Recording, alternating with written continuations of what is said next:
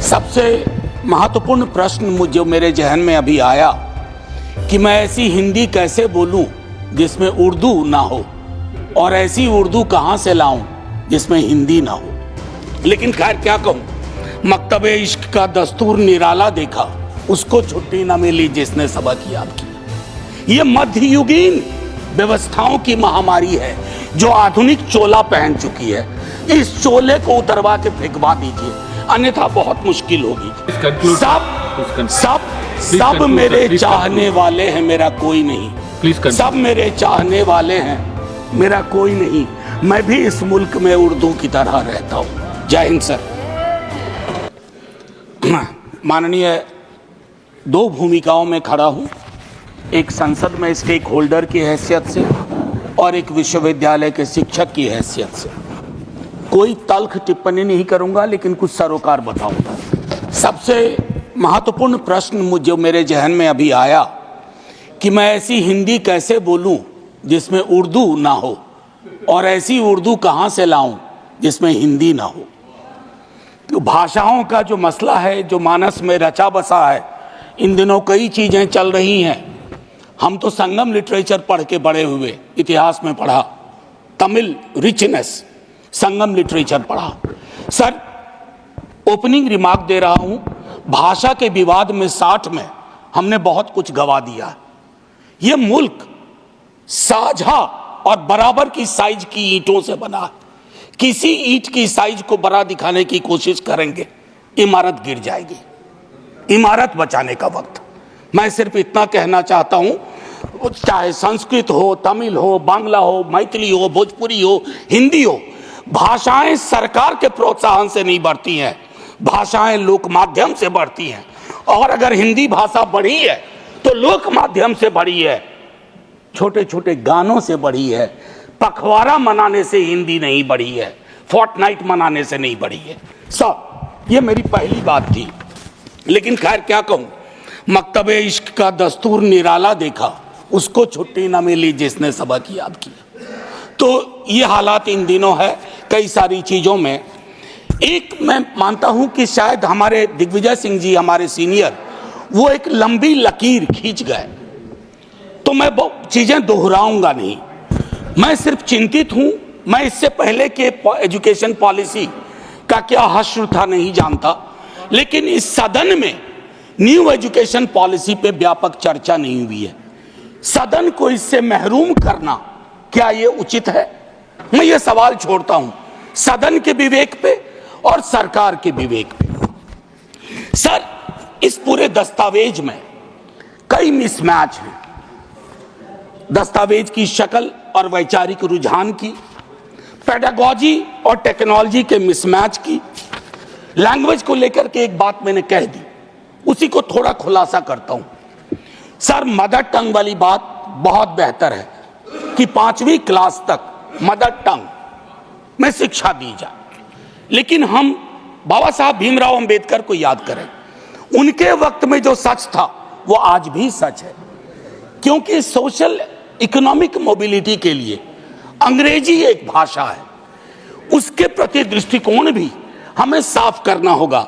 भाषाएं किसी की बपौती नहीं होती है, भाषा लोक जीवन से उभरती है और भाषाएं लोक जीवन को समृद्ध करती हैं। अब doubling the gross enrolment ratio की बात हुई 2035 तक संभवतः इस दस्तावेज में, तो उसमें मुझको लगता है कि उस हिसाब से अगर इसको अचीव करना है तो प्रति सप्ताह 15 वर्ष तक नए विश्वविद्यालय खोलने होंगे। अब आइए सर, मैं एक महत्वपूर्ण विषय पे आता हूं, और इस विषय पे संभवतः मैं 50 बार बोल चुका हूं। सर, एक चीज होती है एनएफएस, ये एकलव्य ढूंढने का नया तरीका हो गया, नॉन फाउंड सूटेबल। मैं नहीं कह रहा, कमिटी कह रही है, committee on welfare of schedule caste and schedule tribe. उन्होंने कहा जो ये स्टीरियोटिपिकल रिस्पॉन्स आता है कि सूटेबल कैंडिडेट नहीं मिले, ये बिल्कुल गलत है सर। कमिटी ने कहा ये एक्सेप्टेबल नहीं है। यही बात कमोबेश ओबीसी रिक्रूटमेंट पर लागू होती है। मैं माननीय शिक्षा मंत्री जी से, माननीय नेता सदन लगातार बैठे हुए हैं, सर आग्रह करूंगा, ये महामारी सब कुछ ली जाएगी। ये मध्ययुगीन व्यवस्थाओं की महामारी है जो आधुनिक चोला पहन चुकी है।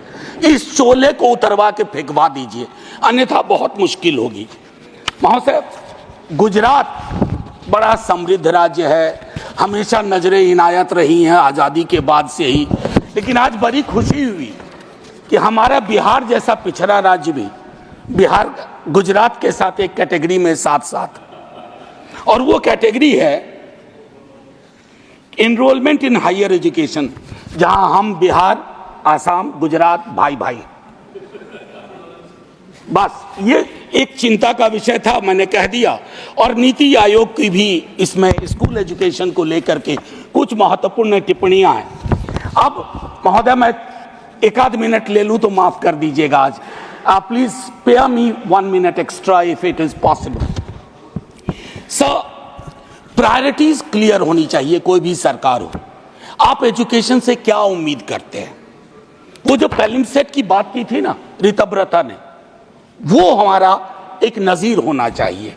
और मुझको लगता है कि सार्वजनिक क्षेत्र के विद्यालयों, मैं एक सरकारी स्कूल का पढ़ा हुआ हूं,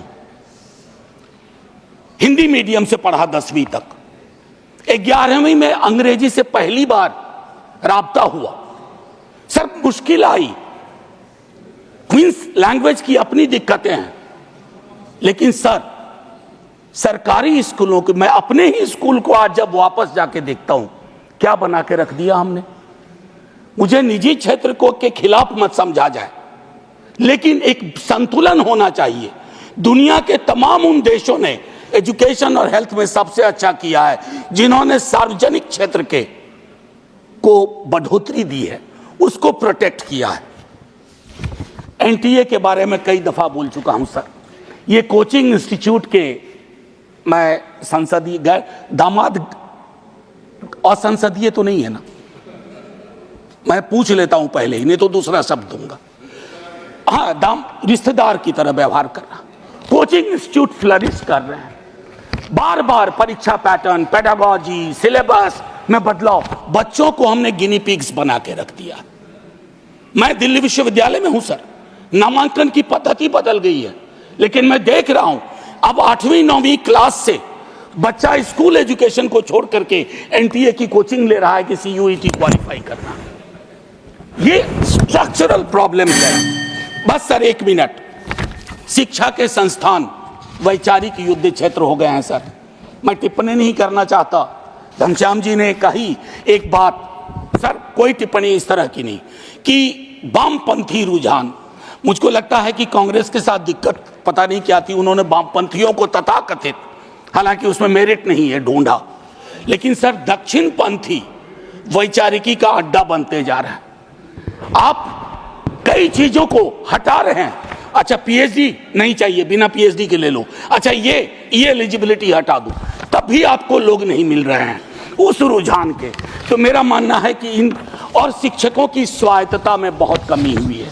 मैं प्रोन्नति के सवाल पे 100 चीजें कह सकता हूं, अपॉइंटमेंट पे 100 चीजें कह सकता हूं। देख रहा हूं कैसे शिक्षक विक्टिमाइज हो रहे हैं। और सर, नॉलेज पार्क की तर्ज पर, एसईजेड की तर्ज पर नॉलेज पार्क बना करके आपको यह सोचना होगा कि शिक्षा और इंडस्ट्री में थोड़ा फर्क है। इसको उद्योग और सिर्फ निवेश की नजर से मत देखिए, क्योंकि इसका पहले नाम था human resource development.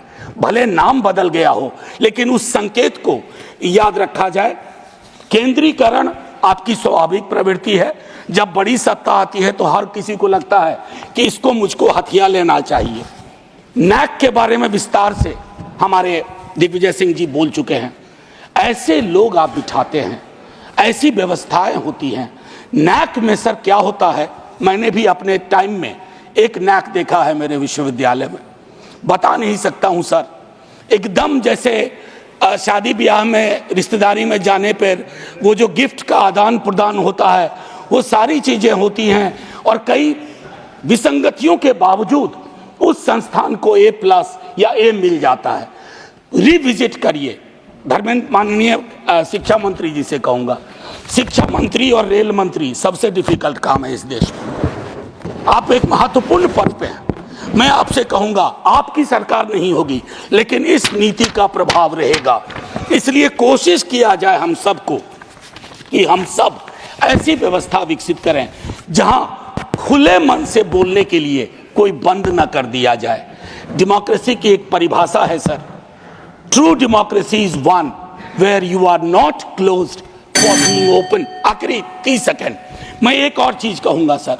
Sanjay ji कह के गए, मैं विवाद में ही नहीं, मैं हिस्ट्री का स्टूडेंट हूं सर, कभी उस पर बहस होगी मुगल सल्तनत और अन्य रूलर्स पे तो विस्तार से बोलूंगा, लेकिन आज एक टिप्पणी करता हूं सर। इतिहास के बासी पन्नों में जा करके अगर हम आज की चुनौतियों में पर्दा डालने की कोशिश करेंगे, उन बासी पन्नों के नायक और खलनायक आपकी चुनौतियों में आपकी मदद नहीं करेंगे। अद्भुत विसंगति है, अद्भुत विसंगति है कि औरंगजेब पे टिप्पणी तो सदन से बाहर और महात्मा गांधी के हत्यारों का महिमा मंडन तो सदन के अंदर। सर आखिरी में मैं यही कहूंगा कि सब मेरे चार सर ये उनको